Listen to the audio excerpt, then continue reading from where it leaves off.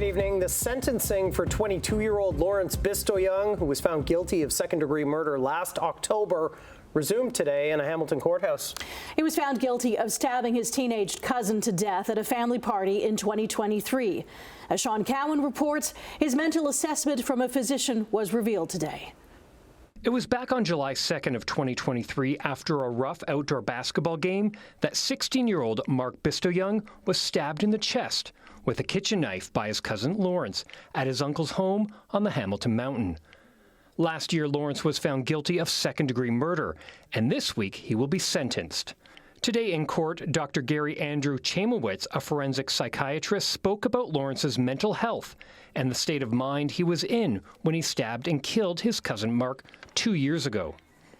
The doctor told the court that after his assessment, along with other professionals, he says Lawrence does have schizophrenia, saying this is the tragedy of a major mental disorder, and it is clearly evident in Mr. Bistoyong. Dr. Chaimowitz also said Lawrence was having a schizophrenic episode when he killed his cousin.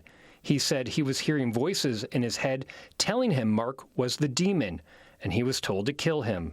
In our view, the alcohol and marijuana were not the drivers of the events on that day, but rather the voices in his head and the schizophrenia. The doctor said Lawrence should not be held criminally responsible for his actions.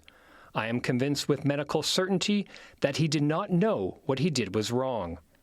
But the judge reminded the court that decision falls on him. The judge was sentencing. The Crown then questioned the doctor and asked about the timing of the diagnosis and why he wasn't assessed right after he killed his cousin. The doctor said these things take time, 6 months to a year. Later in the afternoon, the court heard 10 victim impact statements. Mark's friends and family talked about the impact the death of Mark has had on their lives. They spoke about how bright Mark was and how everyone loved him. Mark was a beautiful young boy.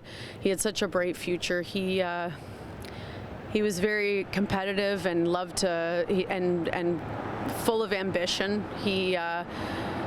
There was nothing he wouldn't do, from football to hockey to jiu-jitsu, and it is tragic. The sky was the limit to what he would have done. The sentencing is expected on Friday, and we could hear from family members at that time. It's scheduled to take place right here at the John Sapinka Courthouse. Sean Cowan, CHCH News, Hamilton.